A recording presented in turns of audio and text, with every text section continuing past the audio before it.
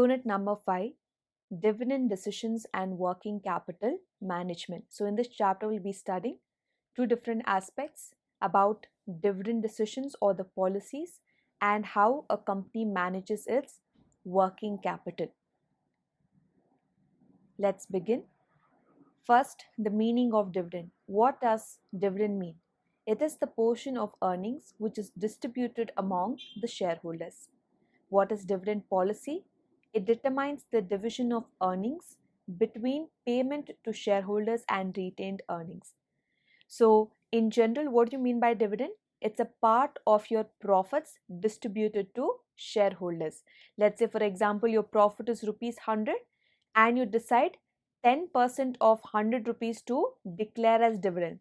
So, 10% out of 100 rupees is 10 rupees. So, 10 rupees is dividend to be distributed to shareholders. The second part, dividend policy, means it is the division of what? Earnings and the retained earnings between payment to shareholders and retained earnings. So in this example that I told you, rupees 100 on that 10%. So 10 rupees will go to payment of dividend. The rest 90 rupees will go to retained earnings. So you're retaining whatever profits that you have earned in this particular financial year. So the decisions or the choices the management makes about its earnings, how much it has to give to dividend and how much it has to retain with itself, is called as dividend policy. It's an important two marker. Both these meanings define the meaning of dividend and give the meaning of dividend policy. Let's look at the types of dividend. Again, this is a section B question. Okay. Explain the various types of dividend. It's a 5 marker. We have 4 different types of dividend, starting with cash dividend. If the dividend is paid in the form of cash, it is called as cash dividend. They are common and popular types followed by majority of business concerns. Now here we have seen that cash dividend is the most common way how companies pay dividends to its shareholders in the form of cash.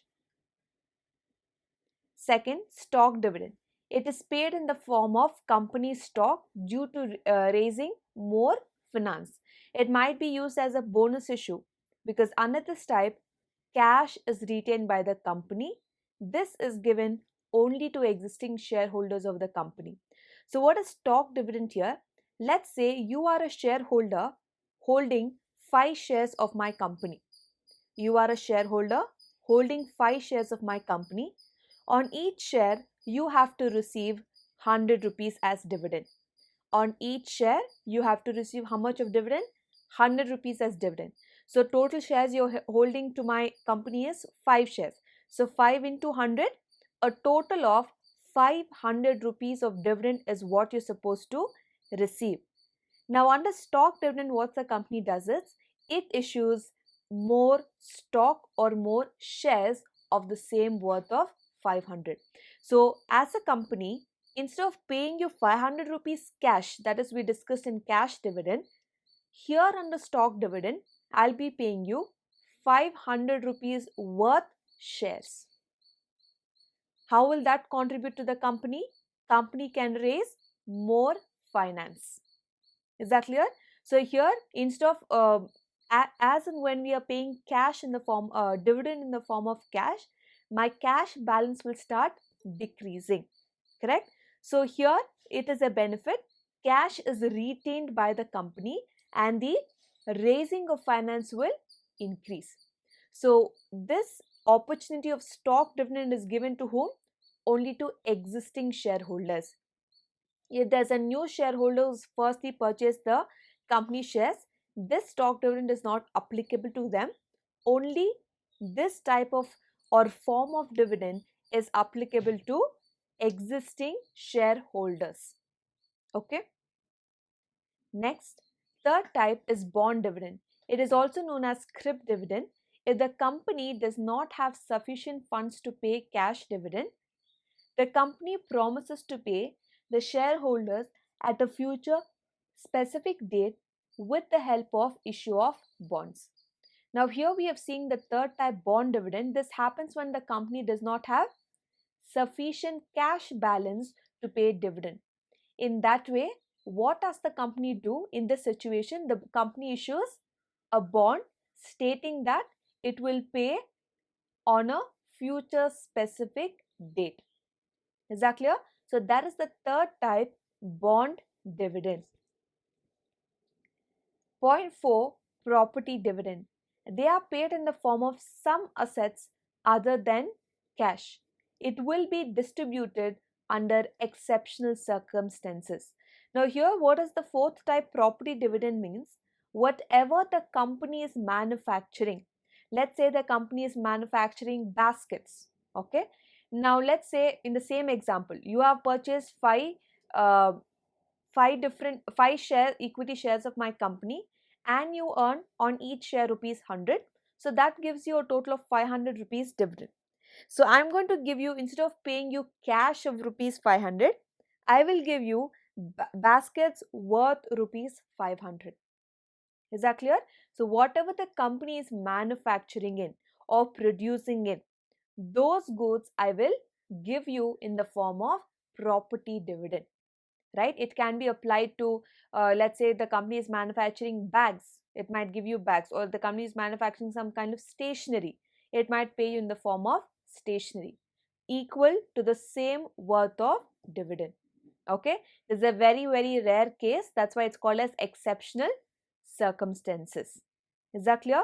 So with this we complete 4 different types of dividend: cash dividend, stock dividend, bond dividend, and property dividend. The next important topic, I told types of dividend is a section B 5 marker, and determinants of dividend policy is a section C very important question. Okay, determinants of dividend policy is a section C question, 15 marker. We have 10 different determinants here: stability of earnings, financial policy of the company, liquidity position, dividend policy of competitors, past dividend rates, debt obligation, ability to borrow, growth needs of the company, corporate taxation policy, and a 10th one, legal requirements.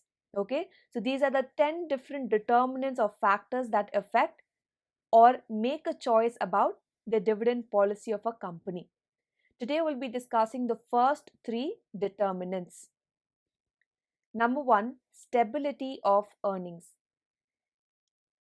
The income of business has an important bearing on the earnings of the company. Stable incomes will have stable dividend. Firms that are involved in necessities suffer less from stable incomes than firms involved in luxury goods. Now remember here, stability of earnings is very important because it directly has an impact upon the rate of dividend that you declare. So it's, the statement says stable incomes will have stable dividend. If your company is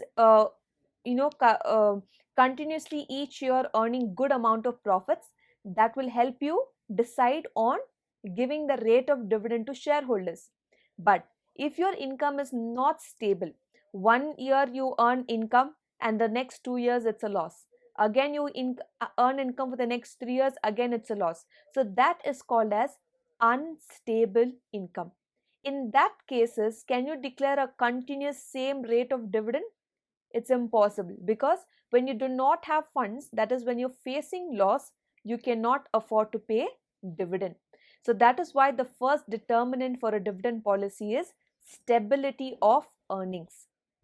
So firms that are involved in necessities, what does that statement say? Now let's say for example, especially during this entire lockdown that it started, those companies which were having business with necessities, that means for an example, supermarkets, we have seen that people from everywhere rush to supermarkets to buy groceries and provisions, not just for a 1 day or a week, they almost stocked it for a month, correct? Because it was an entire lockdown. So that is what here we talk about. Even though it was a lockdown, or even though there was a pandemic in the entire country, there are a lot of businesses that lost the market, ended up in losses, etc. But there were few businesses that were still able to make profits. One such example is those companies involved in necessities. That's why I said necessities, involved in necessities suffer less. For best example is supermarkets. Supermarkets never ran out of business. They never ran into loss during this entire no, last year that we incurred of pandemic. They never incurred loss. There was always business for them. Why? Because people will because it is necessities, people will be there to buy it every single day. Opposite, what about companies those involved in luxury goods? Let's say companies involved in uh, furniture or interior designing. Okay, there are established companies, correct? Do you think these companies had customers, purchasing customers or contracts or clients with them during this entire pandemic? Definitely not. They didn't have any kind of clients, no customers, no sales. There's no salesmen, no income. So that becomes unstable. You got my point? Those companies involved in necessities will suffer less. But those companies which involved in luxury goods, for them it is a greater challenge or a loss of income. Understood? So this is the first point that affects very prominently the dividend policy. The second point, financial needs of the company. This is one of the key factors which influence the dividend policy of the firm. It means funds required for a foreseeable future. Now, each company has different kinds of needs. A trader will have a different needs, a wholesaler will have a different needs, a service provider is going to have different financial needs, a large scale manufacturer is going to have a different financial needs. So, depending upon what kind of financial commitments or needs the company has, that means for the foreseeable future, for the upcoming years, how can the company survive? What will be the needs and challenges of the company? It needs to keep in mind when it's deciding the dividend policy. A firm that has sufficient profitable investment opportunities, it should follow low dividend payout ratio. On the other hand, a firm that has no or few profitable investment opportunities adopts high dividend payout ratio. What does these two statements mean is, one says a firm has sufficient profitable investment opportunities. Now let's say X limited company is profitable in particular city in Karnataka. Okay, now it has a lot of other ventures to take up because the first thing was a successful one, the first project was a successful one. Now the company has ideas of expansion, ideas of other investment opportunities. So whatever profits it has made this year, if it gives out most of that income in the form of dividend, it will be left with less income for further investment opportunity. Example, if this year the company has earned 5 lakh rupees of total income, and it says I have more promising investment opportunities coming in the upcoming years, so therefore I do not want to let out all this money at once to shareholders in the form of dividend. Then what will I do? Only a part of it, let's say only 50,000 out of entire 5 lakh profit, I will pay as dividend. Okay, but I'm supposed to pay rupees 2 lakh, in that I'm only paying rupees 50,000. Why? Because I have more profitable investment opportunities. Keep this in mind.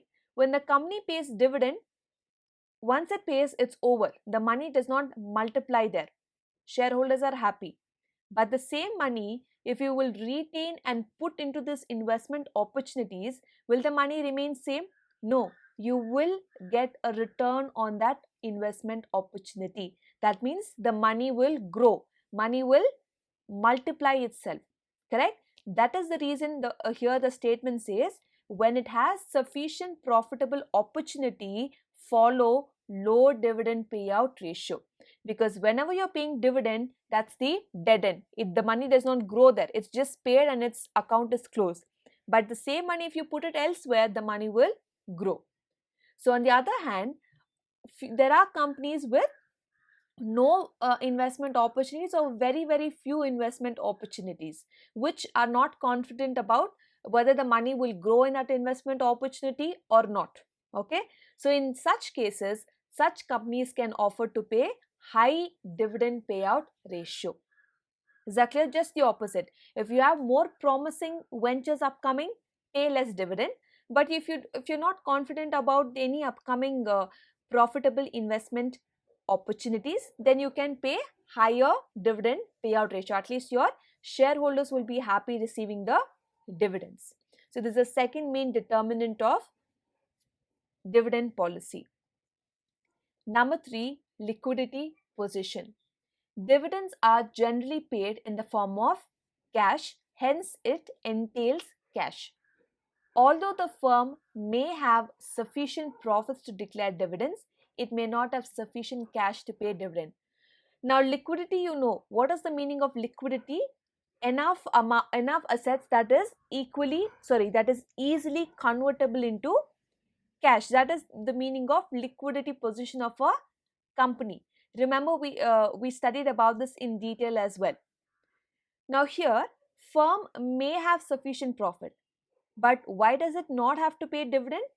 Because let's say the profits are in the form of bills receivable or debtors. That means there has to be cash inflow, but it is in the form of debtors or bills receivable and not in the form of liquid cash. Okay, the liquidity depends on the investment and financing decisions of the firm. Keep that in mind.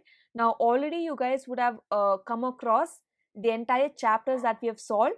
Third chapter, financing decision, and the fourth chapter, investment decisions. I hope all of you have an idea of what is financing decision, what is the whole purpose and the idea behind it, and what is investment decision, when should I invest, on what basis should I choose to invest in a particular project.